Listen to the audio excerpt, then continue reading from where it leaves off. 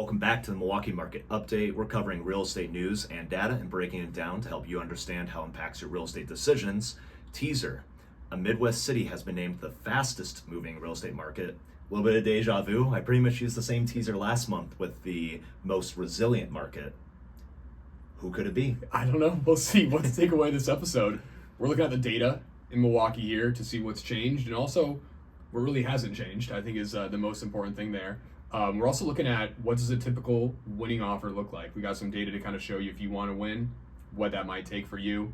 And then we are going to Reddit, and we're answering some first-time homebuyer questions. Perfect. I'm excited to dive into Reddit specifically.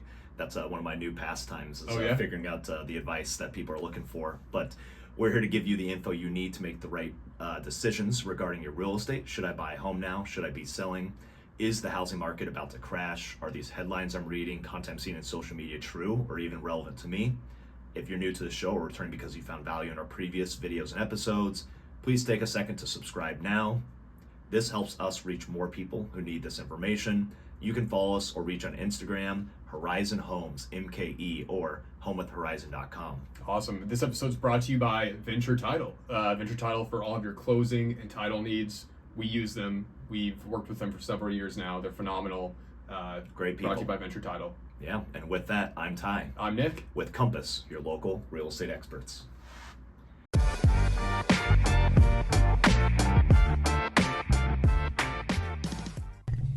Ty, what's up, man? Nothing new, man. Nothing new. It's been a little bit since we recorded. I mean, Mike did the last one. We had a little bit of a lull in the month of September of recording, but happy to be back in the saddle. Yeah, I'm glad that you're back, man. I know you kind of cheated on me for the last episode. Mike did a great job, better than I would do for this. So I think he stepped in well. I'm kind of worried that eventually you're gonna make your own side podcast with him and just slowly phase me out. Yeah, we're gonna have daily podcasts soon. Oh yeah, you and Mike. Sure. Yeah, I don't know if I'm ready to sign up for that quite yet. Yeah. Well, glad to have you back, man. Let's talk about the market here. We got a good episode. And since it's been at least a month, it's going to be my favorite thing. We have to cover stats. Well, we're going to dive into those stats, man. Get ready for some numbers, some statistics, everything there. Okay. I need to kind of start this off. You know, there's been a lot of news about the Milwaukee market, how it's doing nationally, how it's doing compared to the rest of the U.S. Got a headline for you. This is from Realtor.com. Metros where homes are selling the fastest as U.S. market stalls. This goes on to say that Milwaukee's housing market is the fastest selling metro among the top 50 metros in the U.S. Yeah. It's strongly positioned as a seller's market. We're seeing consistent price growth in the market, and this kind of went viral here in Milwaukee. There's a lot of screenshots that were shared because we follow a lot of realtors. Obviously. Yeah. So. I was down in Myrtle Beach 2 weeks ago for just a trip down there and met a guy, and he's an investor in Charleston. He's like, yeah, dude, Milwaukee, like, what is going on there? It is crazy. So, like, it's now starting to become, if you're kind of in the real estate space, you're hearing about Milwaukee, but it's pretty interesting to see that Milwaukee is the fastest home selling metro in the United States right now. 100%. And the stat they pull right now is the typical U.S. home waited for a buyer for 60 days. A full week longer than a year ago versus here in Milwaukee, the days on market is 32 days. So 60 days is the national average, 32 days here in Milwaukee. So moving twice as fast in terms of the days on the market. Yep. That's why they're saying it's the fastest moving market. Yeah. And we are going to talk a lot about that. We're going to talk about some stats that kind of see what we're seeing. We'll talk kind of anecdotally too of just what we're seeing in the market out there also, because typically what we see this time of year is kind of more of a lull. I think everyone talks about the fall is kind of when things slow down. You have more buying opportunity. If you're looking to sell, you might not be getting that maximum price that you would earlier in the year.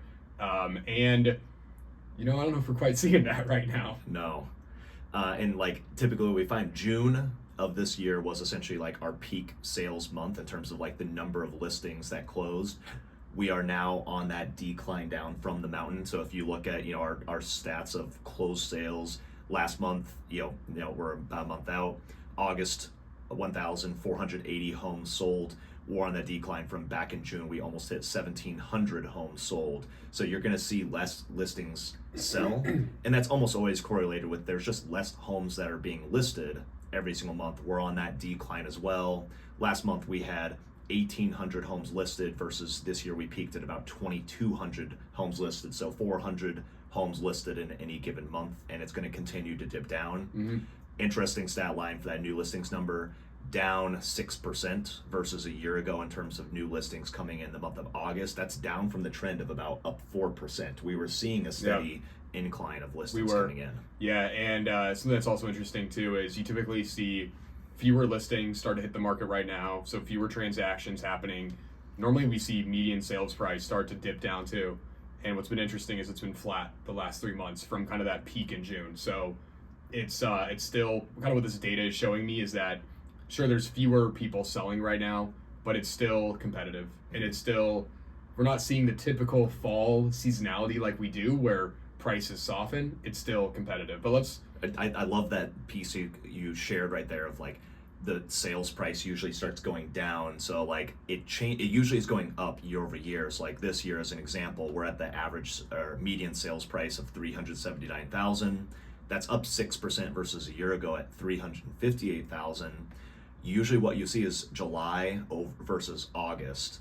Last year was $375K versus $358, so a pretty decent month over month decline. This year it stayed exactly the same, and that's usually a factor of competition is continuing to drive prices up. Yeah. So that's a super interesting point. Yeah. Well, should we go through the summary here, man? Yeah, a couple others. So we've mentioned a couple, but just so we have it kind of all sequentially here. And this is August data. This is August 2025. So through August. Yep. Yeah. August 2025, I might even throw a couple little kickers up there of like how that relates to what we're tracking on versus the year. What are some of the trend chains? But new listing activity, 1,800 homes listed in August, down nearly 7%. Pending listings, 400, which is flat. Closed homes, 1,400 homes, again, flat. Days on market, we're sitting at 19 days versus 18 days a year ago. Like I just mentioned a moment ago, median sales price, $379,000, up 6%. That is in line with the essentially year-to-date trend of home price growth being up 6% year over year. Average sales price, $448,900, up 6%. Percent of original list price received, we're at 100.1, so essentially right at the list price, very much in line to where we were a year ago. Inventory of homes for sale, 3,000 listings available, up 5% year over year. And then months of supply, 2 months of supply, up 0.1 versus a year ago. We're still sitting, just as the Realtor.com article stated, Milwaukee overall for the 4-county area, still very much in a seller's market. And so, I'm waiting every month for us to have something new to say, something different. And earlier in the year, January, we predicted what this year was going to bring. And I know we said how many listings, how many closings. I'm really curious to know I always forget where we're going to land, because our prediction was it's going to be very similar to what last year was, is what's going to happen this year. And all that's held really true. Mm-hmm. It's continued to be a strong seller's market. Buyers are facing competition, and homes are moving quick, and prices are appreciating. And that's really been the story for the entire year. We've seen like maybe some marginal moves one way or the other month to month, but from a greater trend perspective, everything is still trending in that direction. And I think as we look at, like, if we're in October, this is the time of year when sellers like, what is spring going to look like? I'm now considering selling my home, but I know Thanksgiving, Christmas is the best time to sell. I would say, like, if I was to put a prediction on the table of what will spring market look like next year, it's going to look a lot like spring market 2025, because we're going in with similar levels of inventory. Some of this inventory, we've got 3,000 homes listed now. Some of that will expire, but because there's not a huge surplus of new listings coming in at the tail end of the year, that might then relist come into next year. I just don't think we're going to see a huge mountain of inventory just pop up come spring, unless we have some sort of drastic change in interest rates that unlock some inventory.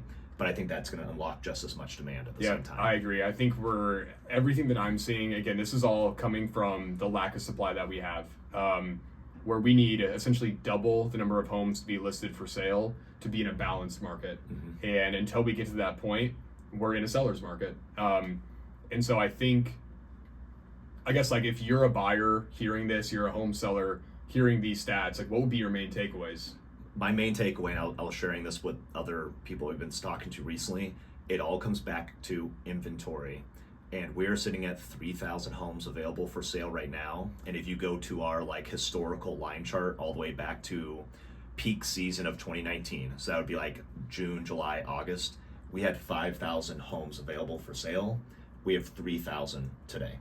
So we have 40% less inventory versus where when we were, even if we go to our months of supply chart for that same time frame, we were still at 2.3, 2.5 months of supply in 2019 August. Like, it was a seller's market with 5,000 homes available for sale.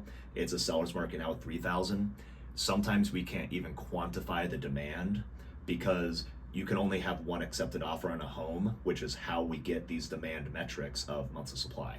I think that there's more demand out there that we can't even calculate. Yeah. Because people have been pre-approved now for 3 years, and that new data set isn't coming in because they still know what they can afford. They're just not maybe writing offers or wanting to participate. Yeah, I agree. And I think kind of my big takeaways here for this is still a good time to sell your house.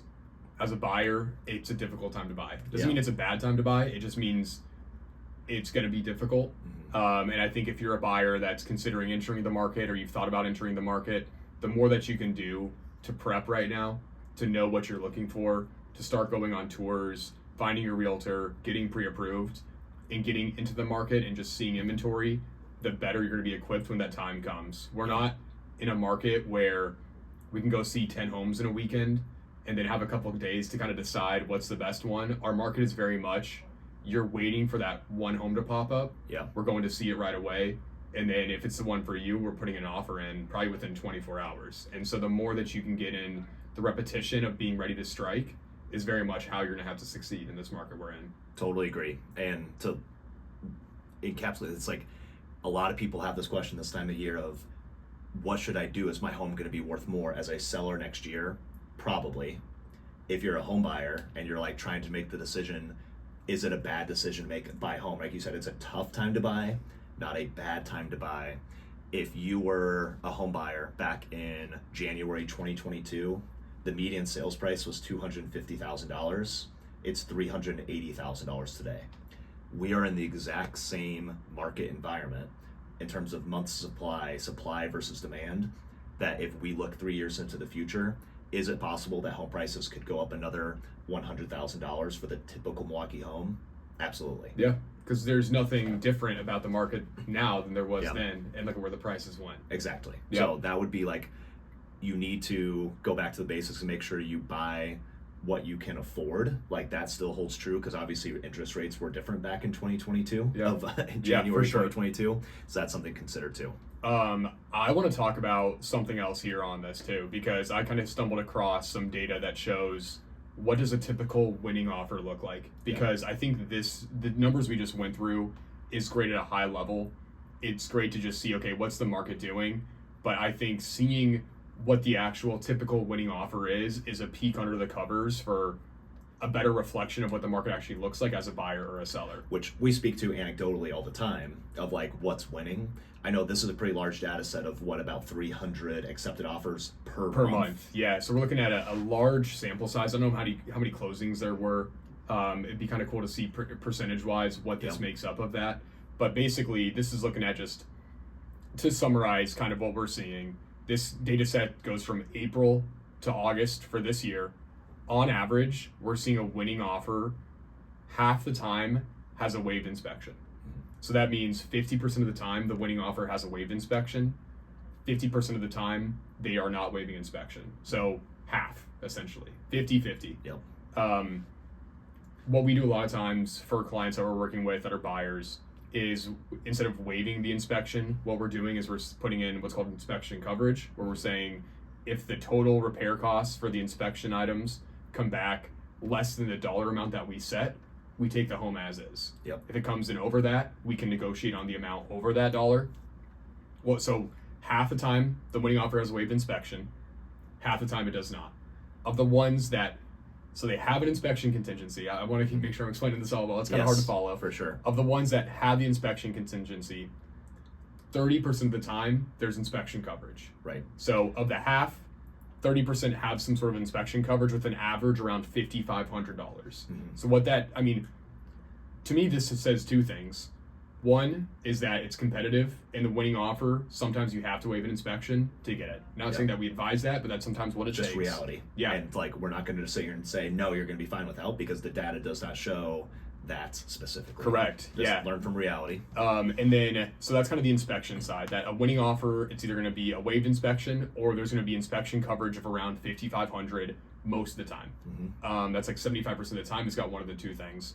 And then if we look at how the property is purchased, whether it's cash or finance, because I get a lot of clients that I'm working with that are saying, are there a bunch of cash offers out there? We're losing out to cash offers. And yes, cash offers exist, but I think what this data shows me is sellers care more about the inspection or the lack thereof than the cash versus finance. We're seeing about a third of the time offers are cash that are winning. So, and I think it'd be nice to kind of segment this by price point. We don't have the ability to do that, but a third of the time the winning offer is cash. 2/3 of the time it's a finance mortgage offer. And to dive in, I think a little bit more on the inspection piece, half the time the winning offer has a waived inspection. Half the time they don't. But when you have that other 50%, like you just said, half of the time they have an inspection coverage in place. My assumption is probably 80% of the time there are offers on the table that have the inspection coverage amount, but some of the time they're being beat by waived inspections. Like, more often than not, there needs to be an inspection coverage. And honestly, this is in line with probably where I've coached a lot of my clients before. Is my typical client goes on about 8 to 12 home tours, and they write 2 to 3 offers. Most of the time we are winning with inspection coverages, but it takes that like right storm, the speed, taking action to like a third of the time we're winning with an inspection coverage, because the other 2 times you lost to a waived inspection. Exactly. It's like, it's funny to see a bigger data set. And to answer your question, so about 300 offers that this recapped in August, there was just about 1,500 homes in the 4-county area. So that's about 20% of the data set, which I'd say that's a pretty good representation of what we're seeing here in the market. Yeah, and kind of how I fact check this too, it shows over under asking percentage, and these percentages of over under asking are almost to the decimal place in line with the greater Milwaukee area stats. So I think that's my way of fact checking how legitimate and how viable this data set is. And so 20% I think is a good enough sample size as well too. Yeah, great. So I think that's more like a peek under the covers of what you're experiencing as a buyer. I think too, can we kind of go through maybe by price point what the competition looks like? Because I think that's really important to keep in mind that, like, okay, we've talked about the stats of Milwaukee being super competitive. We have the data to back this up, but I think it's very, very important to know what specific market you're looking in, because a duplex in Bayview versus a single family in Tosa versus, you name the home and the location, there's going to be different data sets. And so number one, whenever you're writing an offer, or you're looking at that market, it's really important to know what do the stats look like for that market, but also by price point. There is a lot of disparity too for how the competition looks like also. Definitely. So we do have the housing summary data here. I think to start high level, because this is broken out by price points, I'd like to start at the months of supply of inventory. So again, we're at 2 months of supply. If you look at all price points, all property types across the 4-county area, 2 months of supply, that's a seller's market. Again, a balanced market starts around 4 to 6 months of supply. If we look at, I'd call like our core price point or near the median price point from 200K to 500K, 200 to 300K is still sitting at 2 months of supply. That's actually up versus a year ago. So we're actually seeing maybe a little bit less demand, because I know we haven't had a lot of inventory come there, but still seller's market. 300K to 500K, so this is where our median price point actually sits, still at 1 months of supply, which is down 1.5 months of supply versus 1.6 a year ago. That is our most competitive price point range, $300,000 to $500,000, 1.5 months of supply. Yeah, and going into this further, so that's the most competitive by just months of supply. It's more competitive than last year based off months of supply. If you look at the inventory of homes for sale by this price point as well too, this has the most amount of inventory for sale in this price point. It's the median. It's like your typical Milwaukee home. There's more homes for sale this year in that price point than there were last year. So it's very slight. It's marginal, but you've got more inventory for sale, and they're becoming more competitive. And I think this is, to me, the most important thing to look at, because this is starting to break this data set down to what's more typical for a home buyer. Mm-hmm. And if you're looking at that $300,000 to $500,000 price point, it's competitive. And I think the advice I give my clients is it's tough and don't give up. And like I know it's hard to say that, because when you submit that offer and you're giving that offer the best that you can, and there's nothing else that you can do to make that better, and you don't get it, it's extremely discouraging. And it's really hard, especially when you're moving. It's hard to not emotionally get attached to that house. You're kind of living in limbo. But stick it out, because I would say the clients, I don't think I've ever worked with a client that if they're committed to buying a home, we don't find them that perfect home. Yeah. Sometimes it takes time, but it will happen. And I know it's easier said than done. For sure. Well, I want to pull out this stat, which we're kind of alluding to before, but it gives us a number to chew on. When we have more inventory, so we're up 5% in inventory in the $300,000 to $500,000 range, closed sales in this exact same price range are up 11%. When we get more inventory in the median price point, more sales happen. I think it's like, okay, well, what if more inventory comes in? What's going to happen? They're going to get absorbed, because I don't think we're capturing the full amount of demand because of the shortage of inventory. 3,000 homes available in total versus 5,000 homes back, pre-COVID timeframe. Like, when you introduce homes that people can't afford at the median price point, they're gone. Yep, completely agree, man. Completely agree. And where we kind of start to see some softness is going to be at the $700,000 price point and up. 700 to $1 million, 3 months of supply. 1 mil to 3 mil, 3 months of supply. 3 mil plus 6.5 months of supply. So if you're looking for those deals, 3 million and up is where we're in a buyer's market. But even still, $700,000 to $3 million, 3 months of supply, still what I would consider a seller's market, but becoming a bit more balanced. But those are still relatively flat from last year too. Yeah, and the other market to look at, so this breaks out single family homes versus townhouses and condos. We're seeing 2.6 months of supply in the townhouse and condo market, so slightly less competitive if you're looking at condos. And I think we've seen that also applies from the days on market perspective as well. Days on market right now in the single family space, 17 days on market versus townhomes and condos sitting at 27 days. So moving faster in single families, and also just less competitive when we look at condos as well. Yeah, cool. Anything else on the stats, man? Man, I wish we could just keep on talking about more and more stats, but I think that's what I got for you. Yeah, I think that was good. Okay, shift gears here a little bit. Yeah. All right. So kind of final segment today. I have got some Reddit threads that I've got for you here, okay? This is all in first-time home buyer. And these are questions that just come up that I think are, I think you should start getting on Reddit and answering some of these, become a moderator maybe. Okay, cool. Yeah, I've got time for that. Sure. So let's start with this first one here. Okay. Needing advice.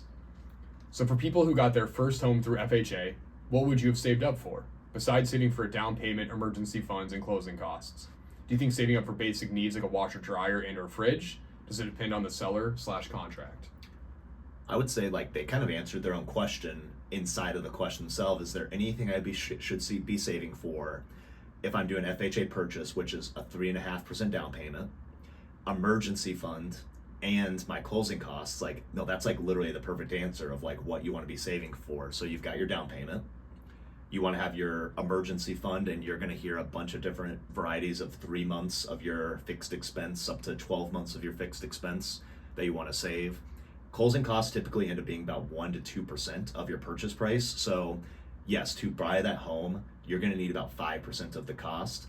And then in addition to just having that emergency fund, so you're not putting yourself in a tough spot, we always like to recommend that you should save for your repairs and improvements to your home that are just going to come up as a part of your cost of living, about 1% per year of your home's value. So if you buy a typical Milwaukee area home of about $400,000, you want to be saving about $4,000 per year of the water heater that breaks, the leak in the roof, the things that happen over 10, 20, 30 years. Yeah. Just kind of how a car, you have basic maintenance on a car. You own your car, but you're doing your brakes, your oil, you're getting gas. You're saving up for hopefully nothing big, but if it happens, you want to be ready for it. Same way with the house. Yeah, and like everyone eventually wants to change something about their home, whether it's perfect when you buy it versus if it's not. Everyone just loves doing work on their home to customize and do everything else. But then also just like literally having a handyman out, just to have them show up, whether there's something wrong or not, costs $300. $300. Yep. So like maybe if you're lucky to be in that $3 million home mark, maybe it's a smaller percentage of the home's value because a roof only, the cost of replacing a roof only inflates so much. But yes, you should be saving at least to maintain your home as well. Awesome. Okay. Anything else there? No, I feel good, but they answered most of their question. The only thing I would add on top is save 1% per year of your home's value. And guess what? Your home's value, it goes up over time. So you should be saving more money over time because it just costs more money to fix things as inflation goes up as well. Yeah, love it. Next question here. Am I bothering my agent? I want to start off by saying he has not mentioned anything. I just started working with him about 2 weeks ago. I'm watching the listings like crazy, and I feel like I reach out to him multiple times a day. We have toured homes almost every day. Is that normal? How much communication is too much? We've been careful not to pick homes with the same issues we didn't like in others, but I still feel like I'm constantly asking about a property. This is a tough one because I don't think we have all of the inputs, Mm-hmm. but I can certainly talk about like our process of one, I never want my client to feel like they're bothering me because it is literally my job to answer their questions, be an advisor, and show them homes. And usually the first 5 homes or so are meant to be like the guiding post. We're dialing in needs, wants, deal breakers. Like we have to go see a couple to get compare and contrast before we find the one. We talk about that all the time.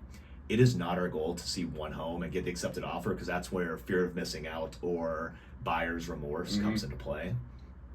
I would say to answer that question is if you feel like you're going on a showing every single day, to me, that does seem like a little bit too high of a frequency because if you have too many homes coming into your view and you're not focused on your search, whether by location or by like your criteria, bedrooms, bathrooms, the specific neighborhood you want to be in, everything's going to kind of feel like an opportunity and you're not going to be focused enough to eventually make that decision. If you're having too many listings come in, you probably just need to like be more specific and picky yourself as the buyer to reduce the number of homes that are coming in. It's all about focus, in my opinion. What's your take? My answer is no. Yeah, I don't answer the question, no. I think your agent. Yeah, I think your agent needs to. If you feel like you're still all over the place and going on too many tours, it's our job to save you time and help you refine. Yeah, because we do this all day, every day, and I can tell you if you have 300 homes that sold within your criteria in the last 3 months, you're going to get 100 listings per month. It's too much. It is.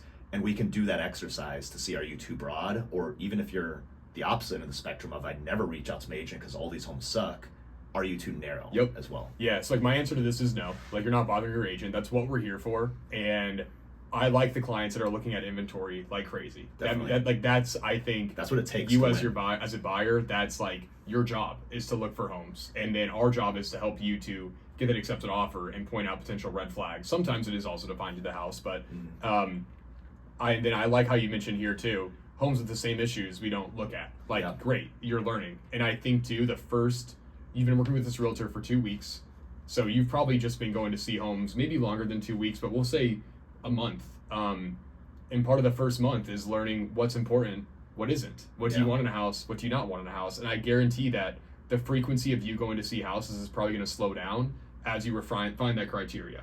So I don't think so. Yeah, here would be my red flags is like, are you seeing like 7 homes per week and they're still not like meeting your needs? Like I think you need to look at your criteria closer.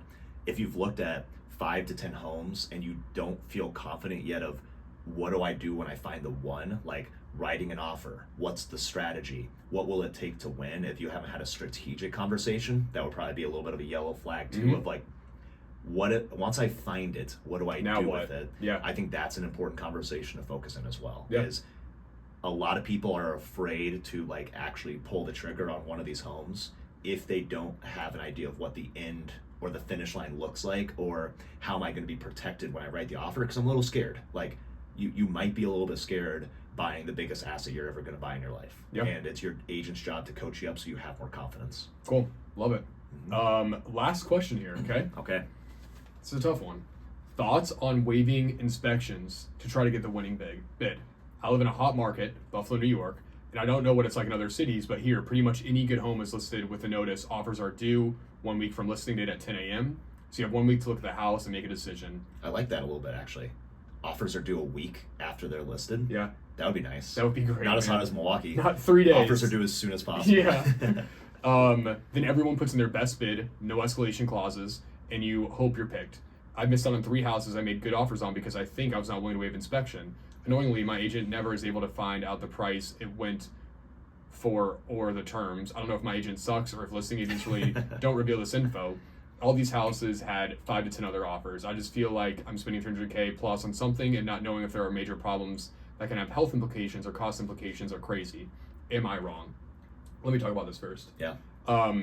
2 things. The one, don't know the price and terms. That is normal. Yeah, at least here in Milwaukee. I don't know about New York, but in Wisconsin, the agent can disclose that, but typically they don't.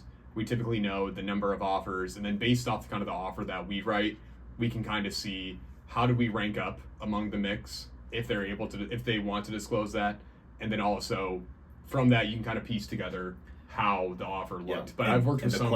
And the question is, where did our offer rank out of 10? Yep. Were we 2 or were we 10? That will allow you to change really 2 things, which we talk about. Price and inspection terms are like the vast majority of what actually gets the offer accepted. Yeah. End of story. And there's some realtors I work with, though, where I'm working with a buyer, we write an offer, and the listing agent won't disclose how many offers they have, won't disclose where we stack up. And that's also okay. You know, it's up to the discretion of the listing agent to share that information, and they don't have to share anything. We'll see the details when it closes. They can disclose that to us once it closes. But so that is normal. It's frustrating, but it's normal. As far as the greater question, though, waiving inspection to get the winning bid. This is a very hard conversation. Yeah. Because we can't advise someone to waive an inspection. Right. And we can never say, yes, waive the inspection. In the market we're in right now, we just looked at the data that shows half of the time the winning offer has a waived inspection. So, and it's going to depend on your market. You know, this sounds like a competitive market. Yep. Milwaukee's the hottest market in the U.S. Sometimes that's what it takes. And half the time, that's what it is. So it's really up to you, what your goals are, what you want, your propensity for repairs, how old is the house, does it have that gut check when you're on the walkthrough, use it as kind of a light home inspection. But again, it's going to come down to what's important to you. Are you willing to take that risk on or not? Because we can't answer that question for you. Yeah, and I think, unfortunately, they don't mention anything about did they adjust their inspections where, okay, I wrote 40,000 over asking, but I have a normal home inspection. That inspection coverage is very variable because let's say the home looks like it's in great shape. You may put in $15,000 worth of inspection coverage, which is very close to some homes being taken more or less as is. That's probably the average amount of like problems or defects we find within the property. But I like the inspection coverage, and why we do win a lot of offers even with coverages is it's competitive with inspection if you're also beating those waived inspection offers on price. So there's like a monetary decision to be made of you may have to pay a little bit more and have a higher inspection coverage amount to beat a waived inspection offer, but at least you have a ability to a $30,000 basement issue comes up, you put a $15,000 coverage, you're not totally screwed. You have an ability now to negotiate versus having this like unlimited amount of problems that you just walked yourself into. Yeah. That's why we love the coverage so much. Yeah. Cool. Yeah. Well, that's all I got, man. Well, I guess that's all I got too. I love these questions. And I feel like another bit would be diving into like the comments and responses. So we'll have to circle back on that in the future of what did the Reddit community of potentially non-realtors, what was the advice that they gave. But with that, thank you for joining us today here on the Milwaukee Real Estate Market Update. Catch us again next week. Follow and subscribe. We'll be back soon. Thanks. Yeah. Bye, guys.